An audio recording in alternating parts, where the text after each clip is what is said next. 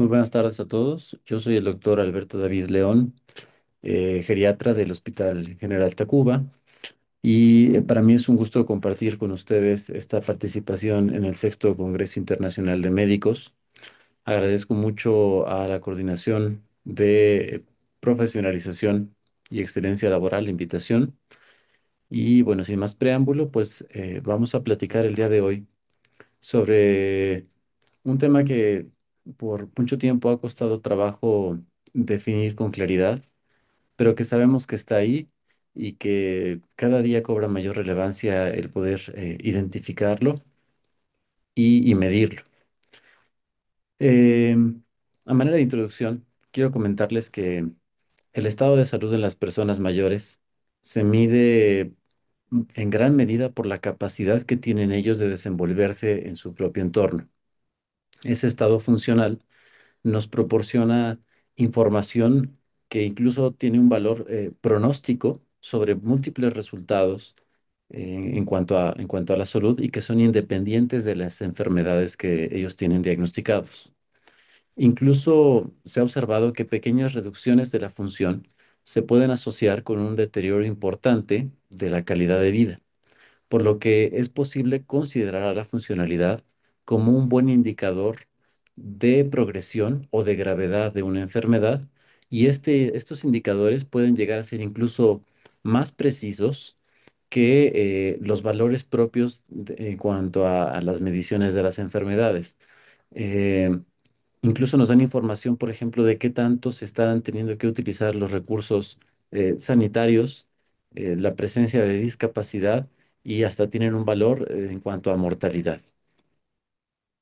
Los objetivos que tengo para esta plática va a ser repasar los conceptos de reserva homeostática y homeostenosis, identificar los indicadores de reserva fisiológica en el adulto mayor, definir propiamente lo que es el estado o el concepto de fragilidad y los mecanismos fisiopatológicos, y finalmente conocer las complicaciones asociadas a la fragilidad y cómo se puede prevenir su aparición. Bueno, en geriatría se ha desarrollado esta teoría de que un diagnóstico específico o una enfermedad específica pues no nos cuenta la historia completa de lo que está pasando, no nos cuenta toda la complejidad que hay detrás de los problemas de salud en el adulto mayor. Sabemos que el envejecimiento, pues es un fenómeno universal, ¿no?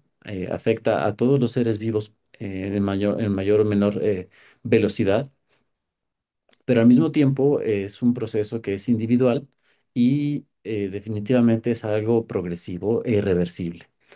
Eh, estas características del envejecimiento nos van acercando hacia un estado de vulnerabilidad en donde se van reduciendo pues las reservas fisiológicas del cuerpo, y de acuerdo a mediciones clínicas pues se ha establecido que un promedio del 1% anual se pierde de estas reservas funcionales a partir de los 30 años.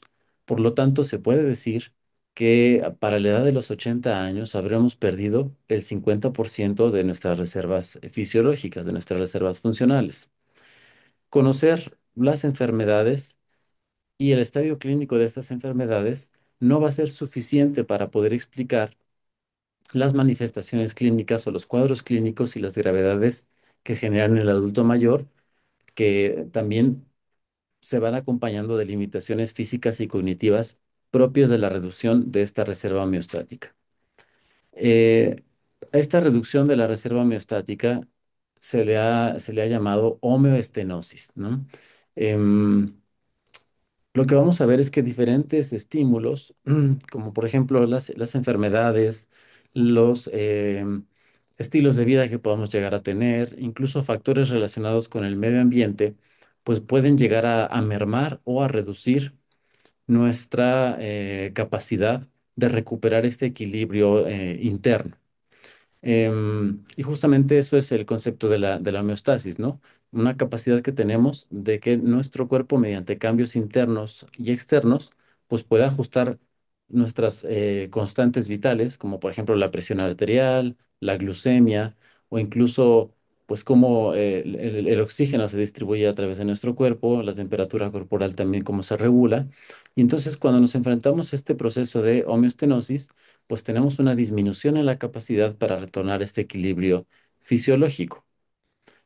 A medida que se ha reconocido la relevancia que tiene sobre el envejecimiento este concepto de homeostenosis, pues tenemos que nos hemos empezado a preguntar si, además de las enfermedades o los diferentes diagnósticos que se van reconociendo, el envejecimiento propiamente, pues está teniendo un impacto sobre la calidad de vida y sobre incluso sobre el recurso, el uso de recursos y la sociedad en sí mismo, y si lo podemos empezar a comprimir o a reducir para dejarlo de verdad hasta el último momento y no empezar a sufrir los efectos clínicos de la miostenosis desde edades muy tempranas.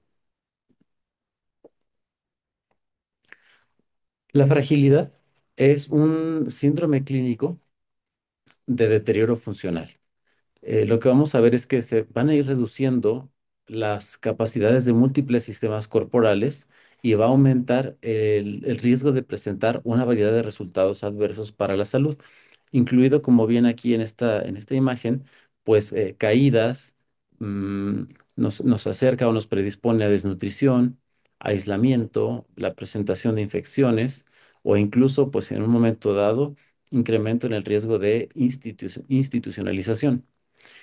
Aquí en esta imagen pues tenemos tres diferentes cursos, digamos, en el tiempo, tres diferentes proyecciones, en donde en la parte superior pues tendríamos el ejemplo de una persona con un estilo de vida saludable, en donde realmente la pérdida de estas capacidades pues es menor.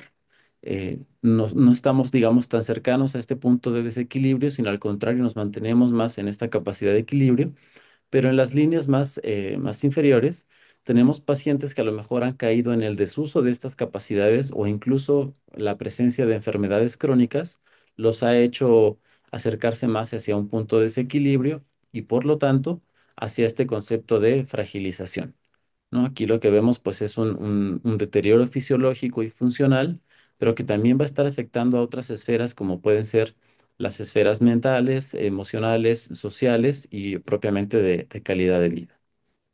Entonces, eh, este concepto de fragilidad es un intento de nosotros los geriatras de traer a la mesa pues muchas cosas que luego se pasan por alto en el enfoque médico tradicional, en donde pues nos basamos principalmente en la cuantificación de ciertos valores, a lo mejor en sangre o en ciertas pruebas, y hacemos a un lado que hay varias otras cosas que están rodeando la evolución de la enfermedad, del envejecimiento como tal, y que pueden estar influyendo en la presentación de los cuadros clínicos de las personas.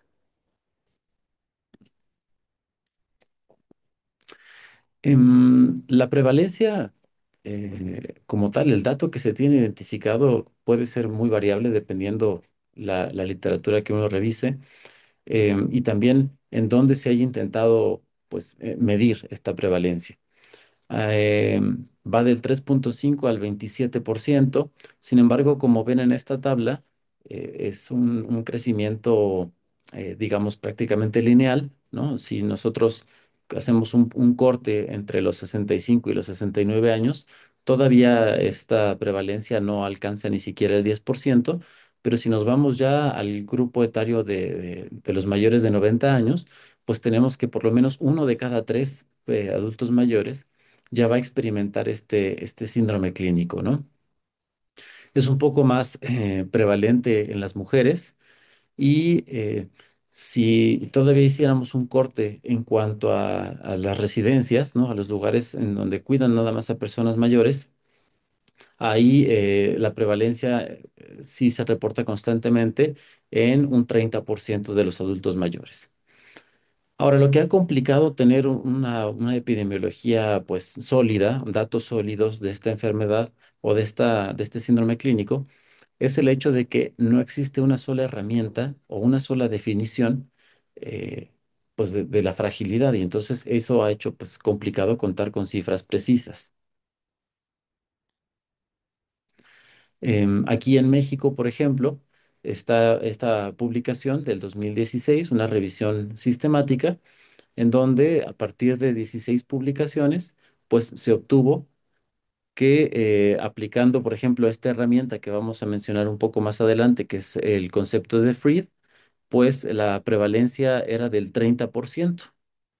Aplicando otra herramienta, otro instrumento de medición de fragilidad, que es el método de Rockwood, tenemos que es el del 32% la prevalencia.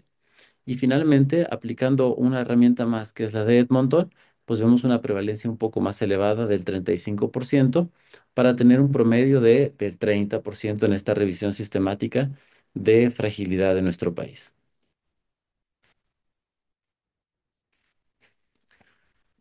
Ahora, ¿cuáles son los factores de riesgo que existen para desarrollar este síndrome clínico?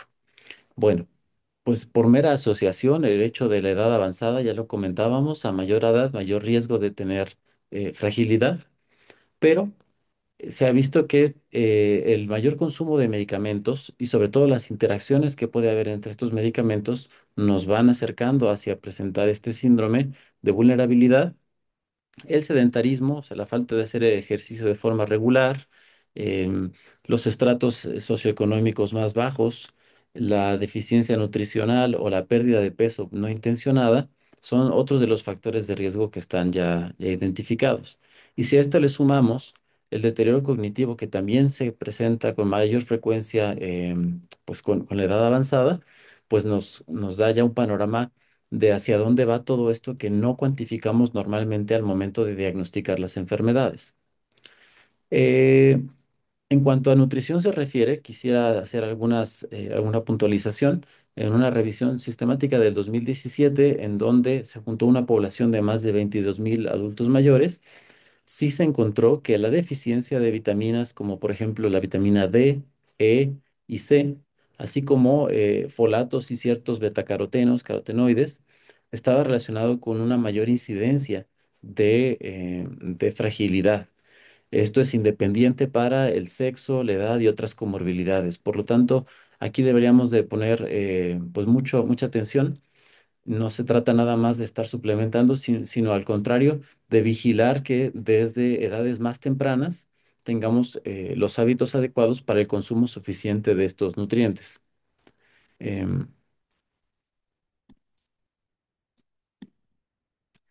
Tenemos que, en cuanto a comorbilidades médicas o psiquiátricas, la más común asociada a este síndrome clínico, pues son las enfermedades degenerativas de las articulaciones, la osteoartrosis en particular, la hipertensión arterial en más de un 70%, enfermedades cardíacas en más del 40% y diabetes hasta en un 35%.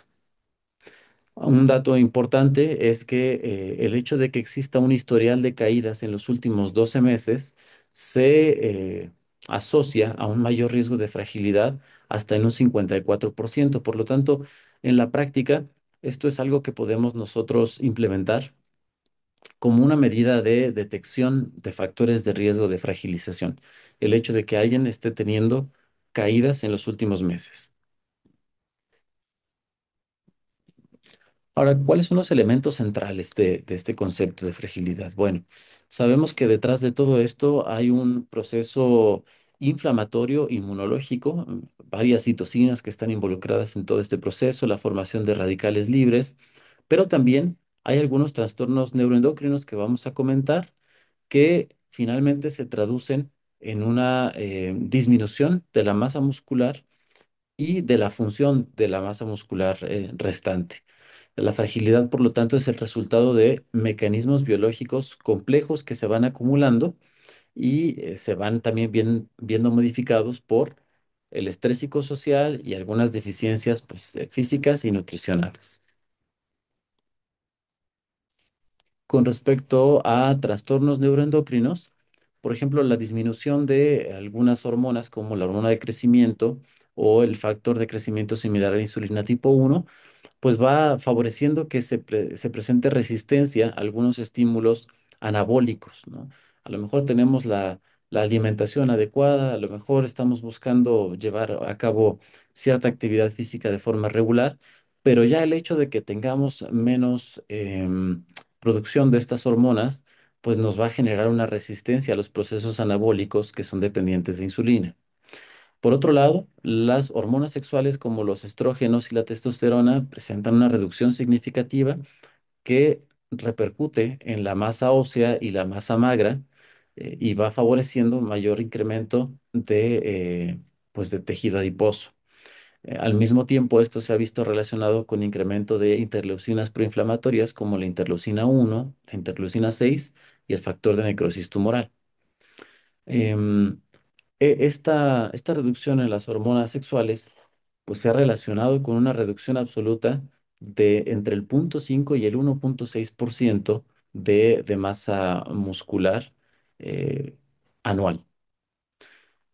Finalmente, la disminución en la producción de tiroxina, pues también se ha relacionado con trastornos metabólicos que afectan a una adecuada masa ósea y una adecuada conservación de la masa muscular.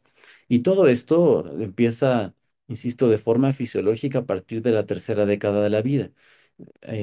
Por ahí de los 60 años de edad se hace más evidente en los hombres que en las mujeres. Y esto a lo mejor clínicamente lo podemos empezar a identificar, entre otras cosas, con una reducción en ciertos estímulos, como por ejemplo la termorregulación, el hambre o la sed. Y bueno, este concepto que ya hemos mencionado durante la plática de sarcopenia es una forma de definir una disminución que es involuntaria de la masa muscular. Ya explicábamos cuáles serían estos mecanismos fisiológicos. eh, Va a repercutir sobre todo en miembros pélvicos, músculos proximales. Se va reduciendo la cantidad de fibras musculares tipo 2 y eh, pues finalmente se traduce en trastornos del equilibrio y una menor velocidad de la marcha. No quiero que a lo mejor de pronto esto se entienda como que el envejecimiento se va a relacionar o se va a entender como enfermedad. Simplemente es esta transición hacia ser una persona más vulnerable, hacia homeostenosis, y entonces, pues tenerlo presente nos va a ayudar a hacer intervenciones puntuales para poder retrasarlo, como ya decíamos al principio. Ahora, no es muy complicado ya en la vida, en la práctica, pues identificar a un adulto mayor que es más vulnerable que otro. Lo realmente difícil con este concepto de fragilidad es llegar a un consenso de cuáles son las cosas que tenemos que medir, cuáles son los biomarcadores más específicos de esta fragilización o de esta vulnerabilización para poder hacer un diagnóstico oportuno. Ya cuando tenemos al paciente vulnerable o frágil, pues es muy fácil identificarlo. Entonces, lo que sucede es que hasta el momento, pues no contamos con este marcador específico de la fragilidad.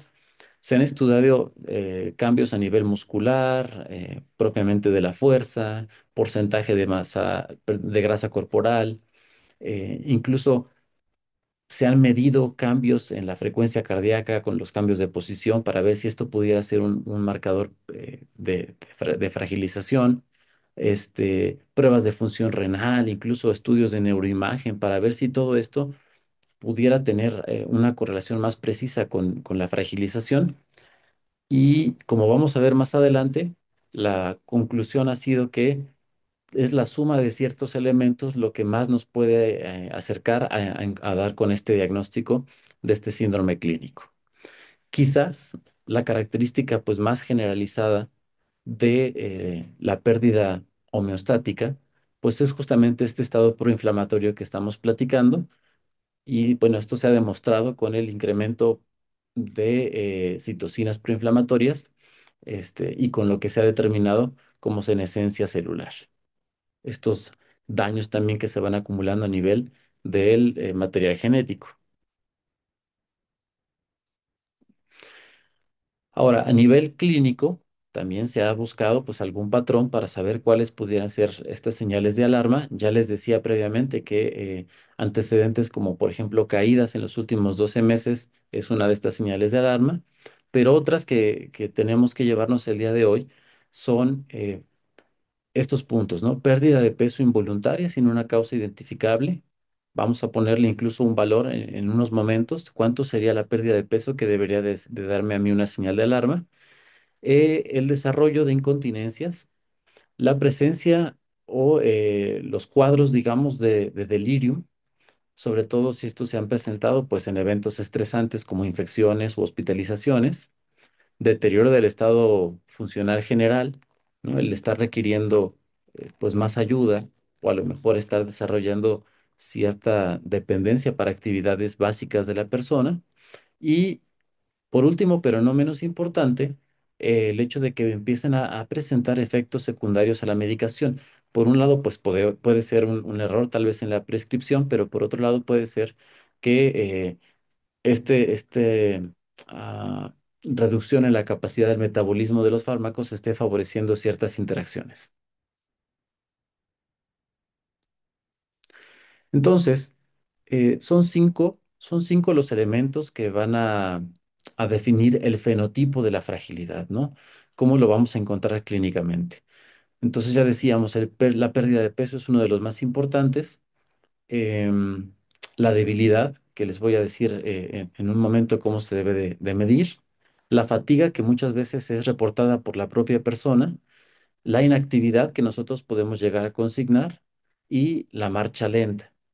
Les decía que no hay una única herramienta o definición que se utilice universalmente y por eso les voy a presentar las que más fácilmente podemos aplicar en nuestra práctica del día a día. No es necesario que se aplique a todos los adultos mayores, pero el consenso de expertos ha determinado que es una buena práctica que a partir de los 70 años empecemos a utilizar alguno de estos instrumentos. Entonces, una de las más comúnmente utilizadas por su facilidad es esta escala clínica de fragilidad. Está su versión en español y surge a partir de un estudio que se hizo en población canadiense. Se le pidió a varios especialistas que después de hacer una valoración ubicaran a sus pacientes en alguno de estos 9 grados y a partir de esto, a aquellos que estaban en el grado 4 en adelante se les dio un seguimiento más estrecho porque se consideraba que ya estaban teniendo una traducción clínica de esta homeostenosis, ¿no? Entonces tenemos que el grado uno, 2 y 3 son personas que se encuentran pues muy en forma o en forma o que se las pueden arreglar bien por ellos solos con mínima ayuda. Y a partir del grado 4 pues se considera alguien que ya empezó con esta vulnerabilización, que empieza a requerir de cierta ayuda para completar sus actividades de la vida diaria, hasta los grados más avanzados, por ejemplo el 8 en donde pues ya es una persona dependiente total, o incluso este grado número 9 en donde se considera que pues ya el pronóstico de sobrevida incluso ya está limitado, ¿no?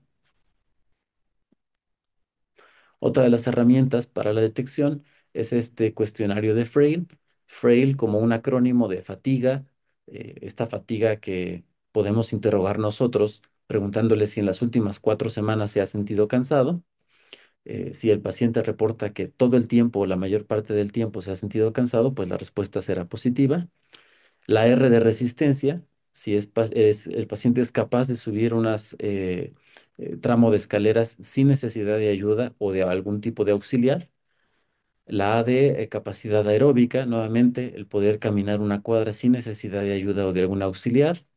La I de illness o presentar 5 o más enfermedades, dentro de las cuales incluyen la diabetes, la hipertensión, la enfermedad renal, la insuficiencia cardíaca, el cáncer, eh, enfermedades de las articulaciones como osteoartrosis o artritis reumatoide. Y por último, la L de pérdida de peso, que aquí es donde les digo, vamos a empezar a poner números.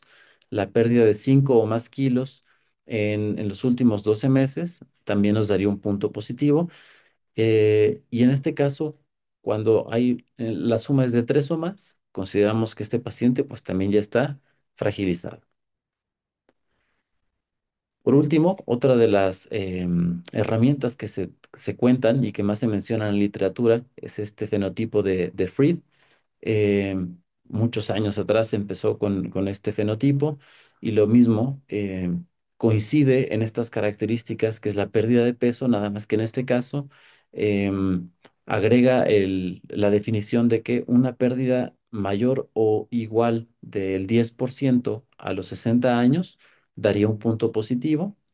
el autorreporte de la fatiga o de cansancio inusual, el estar menos activo de lo usual, por ejemplo, cansarse con tareas como una caminata, tareas del hogar, este, el hecho de que haya reducido la actividad sería otro punto positivo.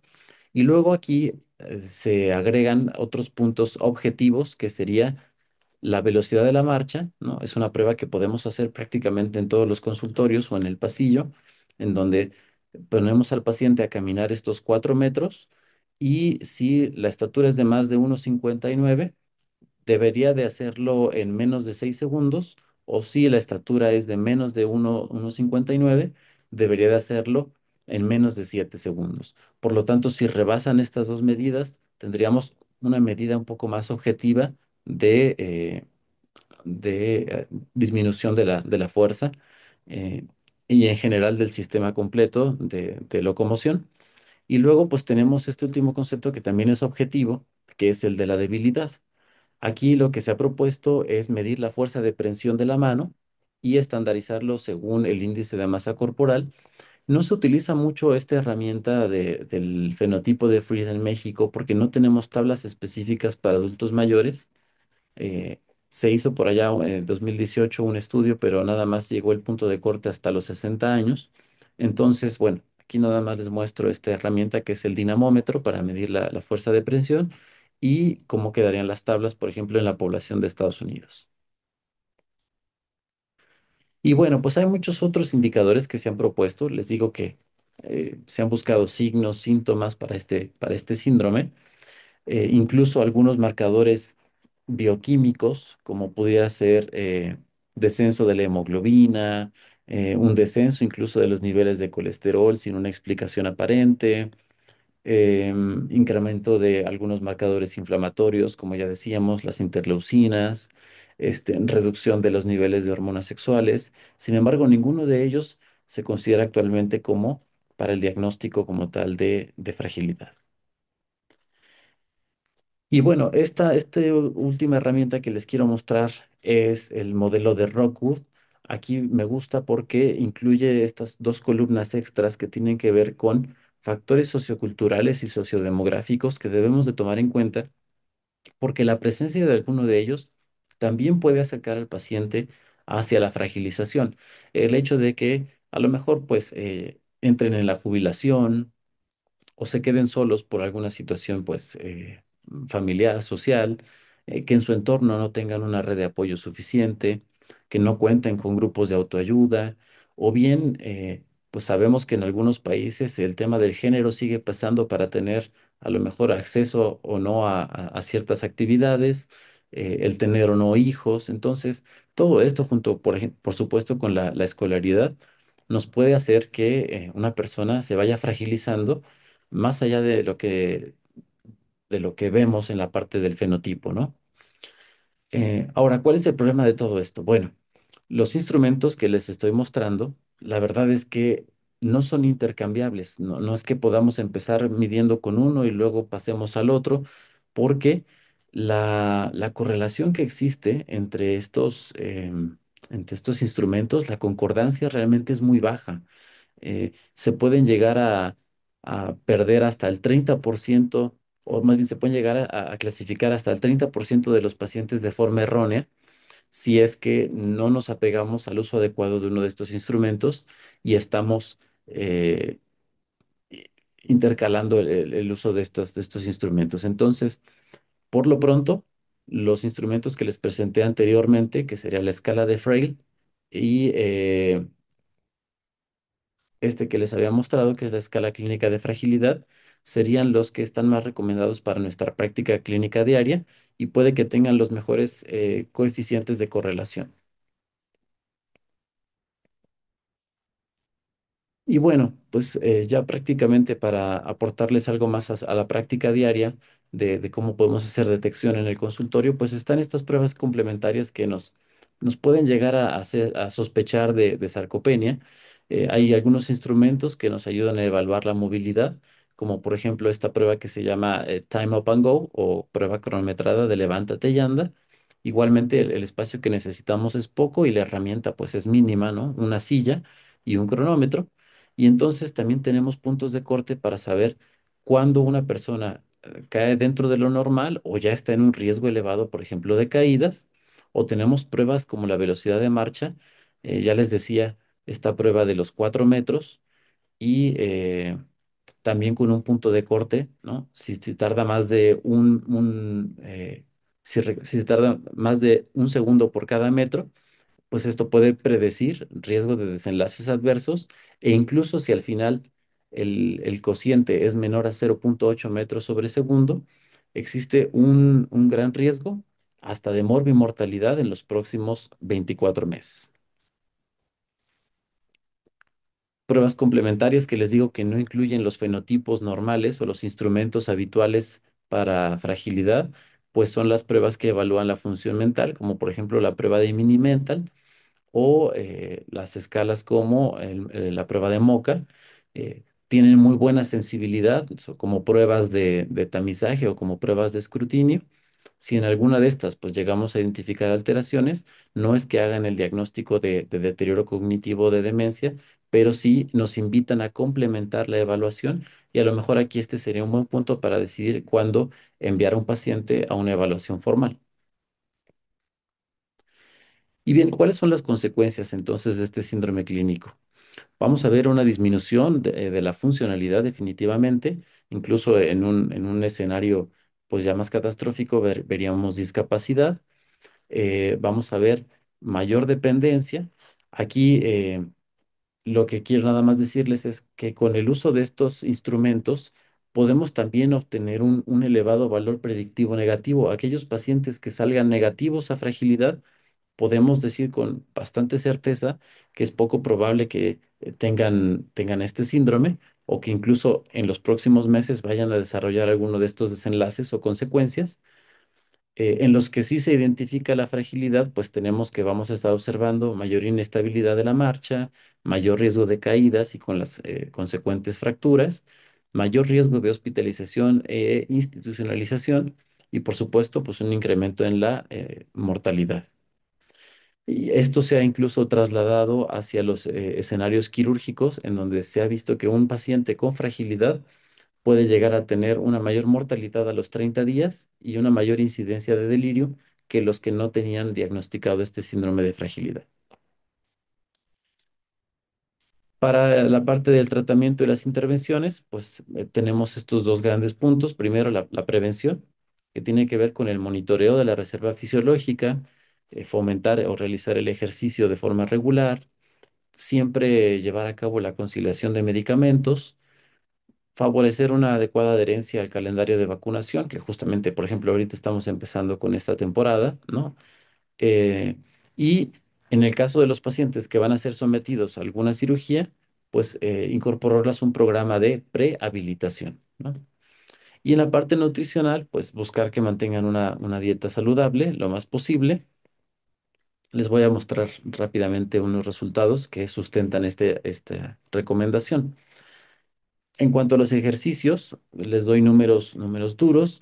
El número necesario a tratar es de 20 para poder observar el beneficio del ejercicio eh, en cuanto a el desarrollo de discapacidad motora grave o discapacidad móvil persistente. Entonces, no es un número demasiado alto. Si nosotros consideramos que pues actualmente en México hay 17 millones de adultos mayores, pues vale la pena esta intervención para reducir un caso. La conciliación y la revisión de los medicamentos, sobre todo en aquellos pacientes que tuvieron algún egreso hospitalario reciente o que tuvieron o que están teniendo un tratamiento, digamos, multidisciplinario. Siempre es importante ver que no estén interaccionando alguno de los medicamentos que se están indicando en las diversas especialidades, o bien darnos a la tarea en aquellos que han tenido un cambio o una reducción significativa en su estado de salud para también ver si todos los tratamientos siguen siendo pertinentes para esta persona. Esta es la revisión que les quería mostrar en cuanto a las intervenciones nutricionales y lo que se ha visto es que a mayor apego a la dieta mediterránea, pues se ha visto una menor incidencia de fragilización. Entonces, en resumen, em, la fragilidad es un concepto que trata de poner en la mesa, les digo, todos estos componentes que no se ven en la forma tradicional de diagnosticar las enfermedades. eh, y esto es con la finalidad de identificar a los grupos que son más vulnerables y, en última instancia, implementar estrategias que puedan mejorar sus condiciones. De hecho, ya son muchas las guías, por ejemplo, de otras especialidades que incorporan ajustes a sus tratamientos dependiendo si el paciente es frágil o no. Tenemos que tener presente que pues la fragilidad es un estado dinámico. También si hacemos intervenciones adecuadas podemos detenerlo. Incluso se ha intentado establecer que se puede revertir este proceso de fragilización y puede también progresar hacia consecuencias catastróficas si es que nosotros no intervenimos a tiempo. Yo les agradezco su tiempo. Espero que esta información pues sea de mucha utilidad y quedo a sus órdenes.